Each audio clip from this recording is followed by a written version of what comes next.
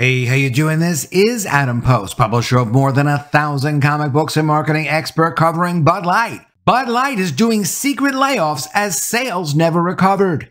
Let's get into the story. Before we do, please be sure you are subscribed to the channel. Click the bell for notifications. Give me a thumbs up. I really appreciate you guys.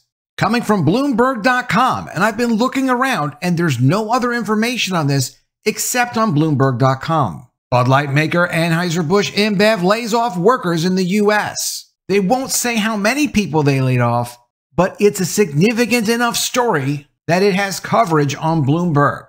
And these are not the old layoffs they did with around 350 staff members a few months back. These are new layoffs they are doing right now. Coming from the Wall Street Journal, Bud Light's comeback tour will hit the Super Bowl, its biggest stage yet. They're spending millions on top of millions just for a couple of ads on the Super Bowl. We'll get into it. From Inc. magazine, Bud Light is returning to the Super Bowl with a Hail Mary commercial. The official beer sponsor of the NFL is looking to revive its battered image, which it won't do, it can't do, it's impossible to do. On top of all this, the Teamsters are looking for a contract. Anheuser-Busch, the owner of Bud Light, can't sign a contract with them. Why? Because even Anheuser-Busch does not know what's going to be happening with their beer business in the United States. From the Teamsters website, Teamsters warn Anheuser-Busch, sign contract or face strike, nationwide boycott. So they're going to get another boycott on top of the existing boycott. How many boycotts can one company have? And of course, this isn't the first round of layoffs at Anheuser-Busch, and it's not the first round of layoffs and plant closings to affect other companies that aren't even owned by Anheuser-Busch, but supply things like glass bottles and cans, and even advertising services to Anheuser-Busch. This is from CNBC. The original layoffs at Bud Light maker Anheuser-Busch to lay off hundreds of corporate staff. These were sales-related people, administrative-related people, around 350 employees, all of them now long since gone. This is the aluminum can company that Anheuser-Busch put out of business with the Bud Light boycott. Coming from Packaging Dive, Ball announces site closures, discusses Bud Light impacts. Quote, North American supply demand has tightened up significantly, and we are lowering costs across our well-capitalized plant network, according to their chief financial officer, all thanks to the Bud Light boycott destroying people's interest in buying Bud Light beer. Back in July of last year, only a few months after the April 1st commercial from Dylan Mulvaney, 2 glass bottle plants had to shut down permanently. From the New York Post, glass bottling plants forced to shut down, leaving 600 employees jobless amid Bud Light controversy. Not temporarily, permanently, because these manufacturers understood the sales for Bud Light are never coming back. There is no point in them waiting for them to come back. They had to just completely shut down their glass bottle manufacturing plants. Also from the New York Post, ad firm tied to Bud Light Dylan Mulvaney's fiasco fires top executives in shakeup. This is the advertising company Captivate, who worked with Alyssa Heinerschied, vice president at Bud Light at the time. She's since been pushed out of the company to create the Dylan Mulvaney promotions. The advertising firm even had to lay people off. Anheuser-Busch's stock is only down around 3.3% for the year. Over the course of 5 years, it's down around 19%. The stock came back a little bit. What they had to do to try to get this stock up is absolutely ridiculous. Back in October, Anheuser-Busch InBev was able to get its stock price up by $3 per share. How did they get the stock price up? They announced they would be buying in the open market $1 billion worth of stock with their own money to try to prop up the stock price. They also announced they'd be spending as much as $3 billion buying back their debt to make the overall company look more solid and more attractive. That was just one announcement of one thing that they did. They've been spending hundreds and hundreds of million dollars on advertising, promotions, sponsorships, hundreds of millions of dollars paid to beer distributors in promotions, in free beer rebates, in taking back unsold beer to destroy it. There has not been a total of how much money this company has spent to try to recover from the Dylan Mulvaney controversy. It's well in excess of $1 billion. Anheuser-Busch agreed to pay the UFC, which Dana White really never came clean about, to do a co-promotion with UFC. And what was the point of it?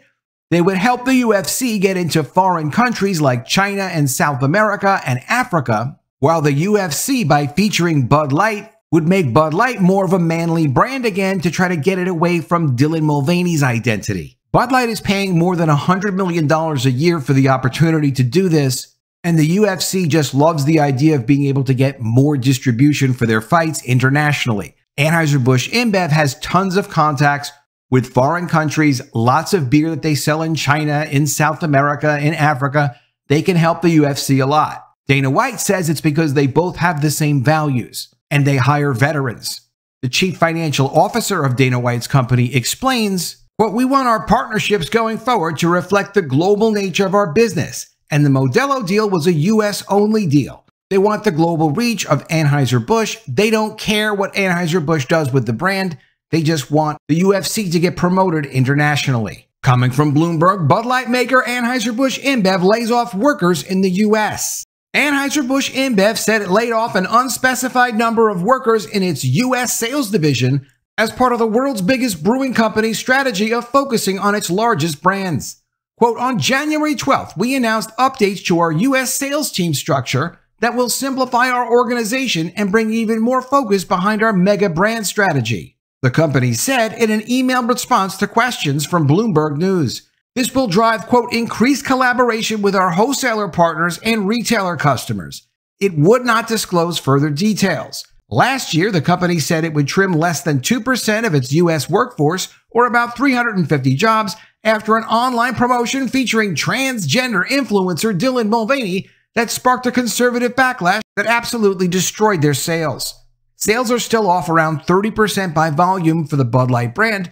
Those buyers are never coming back. They obviously moved on to something else and don't want to be associated with a brand associated with Dylan Mulvaney. From the Wall Street Journal, Bud Light's comeback tour will hit the Super Bowl, its biggest stage yet. Anheuser-Busch continues to pump marketing dollars into its Bud Light revival strategy with an ad promising comedy. Bud Light is returning to the Super Bowl with a 60-second ad representing the beleaguered beer's biggest bid to recover from a consumer boycott last year. Bud Light parent Anheuser-Busch will also run a minute-long Michelob Ultra commercial featuring soccer legend Lionel Messi, as well as a 30-second Budweiser spot highlighting the work of its wholesalers and featuring its Clydesdale horses, according to the company. Quote, "We need to make sure for these moments of massive reach that we choose the right brands to meet the moment, not only on the TV screen, but brands that can really scale out the opportunity that Super Bowl and the NFL playoffs and everything else provide," said Kyle Norrington, Anheuser-Busch Chief Commercial Officer. Quote, "These are the brands that we thought deserved that opportunity this year. 30 seconds of commercial time during the Super Bowl will cost many advertisers around $7 million, but prices can vary based on factors including how many spots companies buy. On Bud Light alone, that looks like around $14 million just for that one 60-second spot." Bud Light's ad is the culmination of a 5-month campaign around the National Football League, itself part of a wider marketing push to salvage the brand, following the boycott that cost Bud Light its title as the top-selling U.S. beer to Modelo Especial. Outrage from some consumers, activists, and celebrities over a social media promotion with the transgender influencer Dylan Mulvaney last April led to the exit of the Bud Light's marketing chief, Alyssa Heinersheet. A podcast clip where Heinersheet describes previous Bud Light campaigns as containing fratty, sort of out-of-touch humor added to the uproar from some loyal drinkers. Bud Light's minute-long Super Bowl commercial in 2023, before the boycott and its fallout, had departed from the brand's sometimes brash advertising tradition by depicting husband and wife actors Miles and Kaylee Teller turning telephone hold music into a living room dance party. Some Bud Light ads since Heinersheet's exit have bent backwards towards comedy, as in a summertime ad campaign depicting beer drinkers burning bare feet on sun-scorched asphalt and falling out of a hammock. Of course, they were also mocking their customers, and a lot of customers did not like that. It also ran commercials as the NFL season began featuring fans carrying out idiosyncratic game day traditions. This year's Super Bowl ad will dial up the humor and introduce a new brand character while staying wedded to the easy-to-drink, easy-to-enjoy marketing theme Bud Light has pushed for the past year, Norrington said. Quote, "You're going to see what our brand lovers expect, which is some really funny advertising," he said. In contrast, Budweiser's ad promotes Anheuser-Busch's connection to American culture. featuring an independent wholesaler and the brand's Clydesdales to invoke resilience and community spirit, Norrington said. The commercial for Michelob Ultra, meanwhile, will celebrate soccer. The low-calorie brand's ad will land following a spate of sports partnership deals, including with professional bull riders, Copa America, the National Basketball Association, and Team USA, the National Olympics team. Anheuser-Busch has splashed out on commercials in almost every Super Bowl since 1975. The company, the game's exclusive alcohol advertiser for 33 years through 2022, has gradually expanded the scope of its Super Bowl marketing activities beyond the Sunday night itself, running promotions on beer packaging, for example, and hosting pop-up events at host cities on Super Bowl weekend. For this year's Super Bowl, Anheuser-Busch plans to spread its marketing budget at branded events across host city Las Vegas and advertise on the giant digital screen wrapping around the new Sphere Arena. The Clydesdales will also be in Sin City to deliver Budweiser beer around town, Norrington said. And here's what's going on with Anheuser-Busch and the Teamsters. From the Teamsters website, Teamsters warn Anheuser-Busch, sign a contract or face a strike and nationwide boycott. Teamsters General President Sean O'Brien delivered a stern message to Anheuser-Busch as contract negotiations resumed. And his warning is, agree to the demands of the workers or risk another brand boycott and national walkout. Now, why won't Anheuser-Busch just sign a contract with these guys? They're spending hundreds of millions of dollars on promotion, like unbelievable amounts of money on promotion. They're spending $1 billion on stock buybacks. Why can't they just sign a contract and say, sure, we'll give you a little bit more per hour, we'll give you guaranteed employee benefits, but that's not what it's about. What it's about is guaranteeing that they're going to have work. Anheuser-Busch cannot guarantee that this staff is going to have work over the next 3, 6, 12, 24 months. Why can't they make that guarantee? Because they have lost 30% of the volume of the Bud Light brand. They've lost around 25% of the volume of the Budweiser brand. The other brands aren't doing as badly, but they have lost some volume. The problem is the Bud Light brand represents about 40% of the volume that Anheuser-Busch is normally supposed to be doing with beer in the United States. And they've lost about 30% of that. And in some cases, they've lost much more. In some cases, they've lost less. It depends where you look in which part of the country. So they can't really make a deal with the Teamsters without knowing how are things going to shake out after all of this additional promotion. Will they get some of their business back or won't they? Will they at least get some business back in some of the markets where they've been beaten up the most? In the South, they've lost as much as 80 to 90% of their business, and it's also not coming back in bars. They're losing taps in bars. There are some bars where they don't even have taps for Bud Light anymore.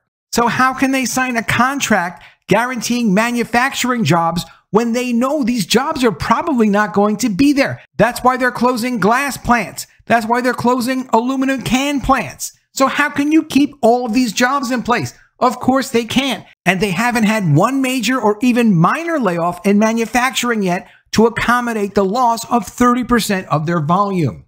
Joined by the Teamsters Brewery, Bakery, and Soft Drink Conference Director Jeff Padalaro and the Anheuser-Busch Teamsters National Negotiating Committee, O'Brien reminded Anheuser-Busch InBev negotiators that Teamsters will not work a minute beyond the expiration of the current contract on February 29th without a new deal. We're almost into February now, so they're going to have to actually figure this out.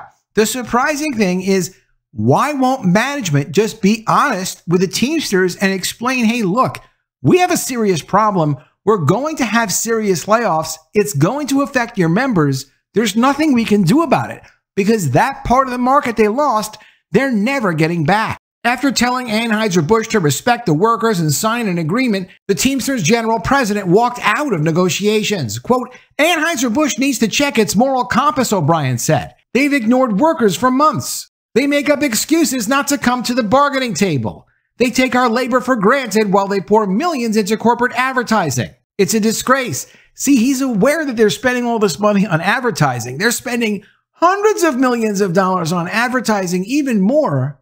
But they don't have money for workers. Why don't they have money for workers?